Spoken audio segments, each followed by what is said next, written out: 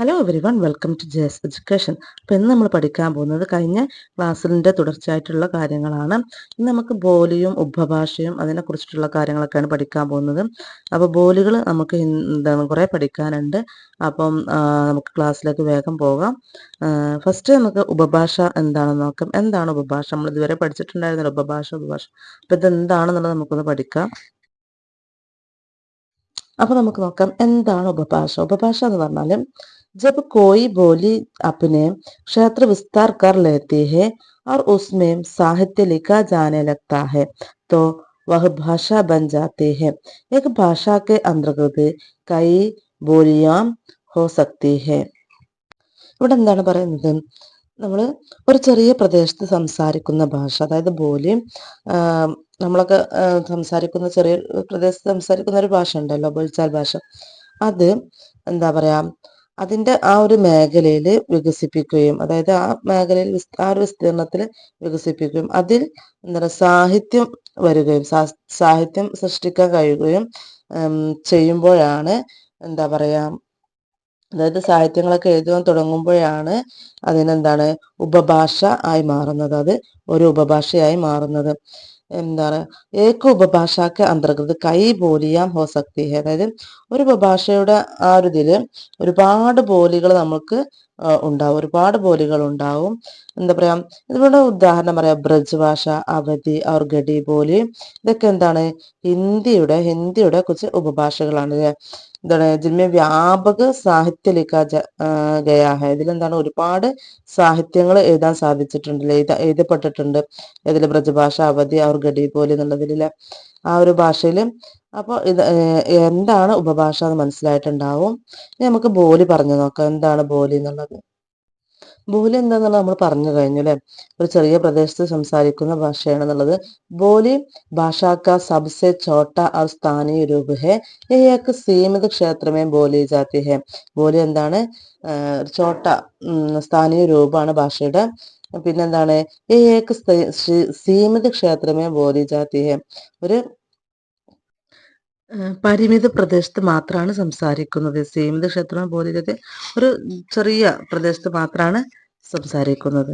എന്താണ്? इसमें व्याकरण का अभाव होता है और साहित्य രചന बहुत कम या नहीं होती. അതായത് ഇതിൽ നിന്ന് വ്യാകരണത്തിന് കുറവ് നല്ലോണം ഉണ്ട്, വ്യാകരണം ഇല്ല. പിന്നെന്താണ്? സാഹിത്യ രചന बहुत कम या नहीं होती. അതായത് കുറവാണ്, എന്നാലും എന്താ കുറവ് എന്ന് തന്നെ അല്ല, തീരെ ഇല്ല എന്നുള്ളത് തന്നെ നമുക്ക് പറയാം അല്ലെ ബോലിയില്. എക്സാമ്പിൾ നോക്കാം.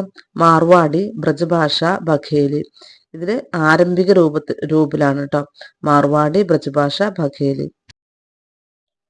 हिंदी की 5 प्रमुख ഉപഭാഷയും और उनकी बोलियां. നമ്മൾ ഇന്ന് പഠിക്കാൻ പോകുന്നത് ഹിന്ദിയുടെ 5 പ്രമുഖ ഉപഭാഷകളും കൂടാതെ അതിന്റെ ബോലികളുമാണ്. നമുക്ക് നോക്കാം പശ്ചിം ഹിന്ദി. പശ്ചിം ഹിന്ദി എന്താണ്?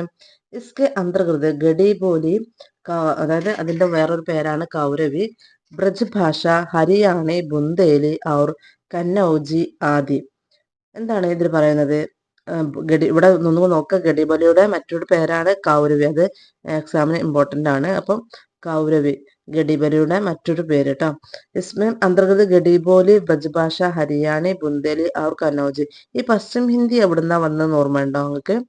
എന്താണ് നമ്മൾ കഴിഞ്ഞ ക്ലാസ്സിൽ പറഞ്ഞിട്ടുണ്ടായിരുന്നു. പശ്ചിം ഹിന്ദി എവിടെയാണുള്ളത് ഒന്ന് ഓർത്ത് നോക്കൂ. നമ്മൾ കഴിഞ്ഞ ക്ലാസ്സിൽ പഠിച്ചിട്ടുണ്ടായിരുന്നു അപഭ്രംശ്, ഷൗർസേനി ബോലികൾ പഠിച്ചിട്ടുണ്ടായിരുന്നു. ആ ബോലിയുടെ ഉപഭാഷയായിട്ടാണ് നമ്മൾ പശ്ചിം ഹിന്ദി പഠിച്ചിട്ടുണ്ടായിരുന്നു അല്ലേ. അപ്പൊ ആ പശ്ചിം ഹിന്ദിയാണ് ഇവിടെ വന്നിട്ടുള്ളത്. അപ്പൊ നെക്സ്റ്റ് നമുക്ക് പഠിക്കാനുള്ളത് പൂർവി ഹിന്ദിയാണ്. പൂർവി ഹിന്ദി എവിടുന്ന വന്നിട്ടുള്ളത്?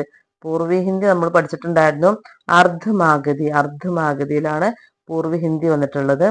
അപ്പം ഇതിന്റെ എന്താ പറയാ ബോലികൾ നോക്കാം. അവധി, ബഘേലി और ഛത്തീസ്ഗഡ് ഷാമിൽ ഹെ. അവധി, ബഘേലി, ഛത്തീസ്ഗഡ് എന്താണ് ഇതിൻ്റെ പൂർവ്വ ഹിന്ദിയുടേത്. നെക്സ്റ്റ് നമുക്ക് നോക്കാം ഏതാണെന്നുള്ളത്. രാജസ്ഥാൻ എവിടുന്ന വന്നിട്ടുള്ളത്? രാജസ്ഥാന് ഷൗർസേനി തന്നെയാണ് വന്നിട്ടുള്ളത്. എന്തൊക്കെയാണ് ഇതിന്? മാർവാടി, ജയ്പൂരി, മേവാത്തി और മാലവി പ്രമുഖ ഹെ. അതായത് രാജസ്ഥാനെ 4 ആയിട്ട് തരംതിരിച്ചിട്ടുണ്ട്. എന്തൊക്കെയാണ്? പശ്ചിമി രാജസ്ഥാന്, പൂർവി രാജസ്ഥാന്, ഉത്തരി രാജസ്ഥാന്, ദക്ഷിണ രാജസ്ഥാന്. അതില് ഇതിന്റെ ഉള്ളിൽ വരുന്നതാണ് നമ്മൾ കൂടുതലായിട്ട് പഠിക്കാനുണ്ട്. ഏതാണെന്നുള്ളത് നോക്കാം. പശ്ചിമി രാജസ്ഥാന് മാർവാടി, പൂർവി രാജസ്ഥാന് ജയ്പൂര്, ഉത്തരി രാജസ്ഥാന് മേവാത്തി, ദക്ഷിണ രാജസ്ഥാന് മാലവി. ഇത്രയാണ് നമുക്ക് രാജസ്ഥാനിൽ പഠിക്കാനുള്ളത്. അഗല ഹെ പഹാഡി, അതായത് നെക്സ്റ്റ് പഹാഡി. പഹാഡിയിൽ വരുന്നതാണ് കുമയോനി, ഗഡ്വാലി. കുമയോനി, ഗഡ്വാലി. അതില് പഹാഡി എവിടുന്ന വരുന്നത്? പഹാഡി നമ്മള് പറഞ്ഞിട്ടുണ്ടായിരുന്ന അപഭ്രംശ ഷൗർസേനി തന്നെയാണ് പഹാഡി വരുന്നത്. നെക്സ്റ്റ് നോക്കാം ബിഹാരി. ബിഹാരി എവിടുന്ന വരുന്നത്? നമുക്ക് എല്ലാവർക്കും അറിയാം, എന്താണ് നമ്മൾ പഠിച്ചിട്ടുണ്ടായിരുന്നത്, മാഗധി. എന്താണ് മാഗധി? മാഗധിയില് ബിഹാരി ഉപഭാഷയിൽ വരുന്ന ബോലികൾ ഏതൊക്കെ നോക്കാം. അതിൻ്റെ ഉള്ളിൽ വരുന്ന ബോലികൾ ഏതൊക്കെ നോക്കാം.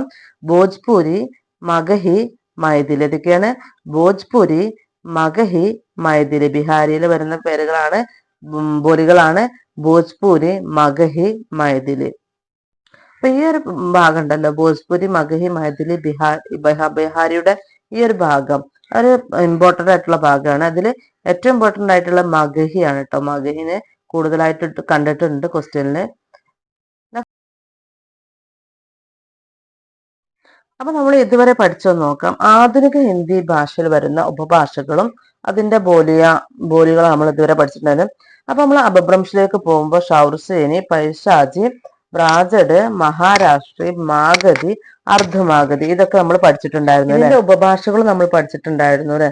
അപ്പൊ ഇതിന്റെയൊക്കെ പ്രധാനപ്പെട്ട ഉപഭാഷകളുടെ ഡീറ്റെയിൽ ആയിട്ടുള്ള കാര്യങ്ങളാണ് നമ്മൾ ഇന്ന് പഠിച്ചിട്ടുണ്ടായിരുന്നത്. നെക്സ്റ്റ് ക്ലാസ്സിൽ നമുക്ക് ഹിന്ദിക്ക് ബോലിയ എന്നുള്ള ആ ടോപ്പിക്ക് പഠിക്കാം.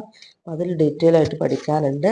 അപ്പൊ നെക്സ്റ്റ് ക്ലാസ്സിൽ നമുക്ക് ആ ഒരു ടോപ്പിക്കുമായിട്ട് വരാം. അപ്പം എല്ലാവരും എന്ത് ചെയ്യുക, കമൻറ്റ് ചെയ്യുക. നിങ്ങൾക്ക് വീഡിയോ ഇഷ്ടപ്പെട്ടെങ്കിൽ ഒന്ന് ലൈക്ക് ചെയ്യുക, ഷെയർ ചെയ്യുക, കമൻറ്റ് ചെയ്യുക. കൂടാതെ സബ്സ്ക്രൈബും കൂടെ ചെയ്യുക. നിങ്ങൾക്കൊന്നും കമൻറ്റ് ചെയ്യുക അല്ലെങ്കിൽ ഒരു ഹാർട്ടെങ്കിലും കമൻറ്റ് ചെയ്യുക. പിന്നെ ഇത് എല്ലാവരിലേക്കൊന്ന് എത്തിക്കുക. അപ്പോൾ thank you for watching. Next വീഡിയോയിൽ കാണാം. ബൈ.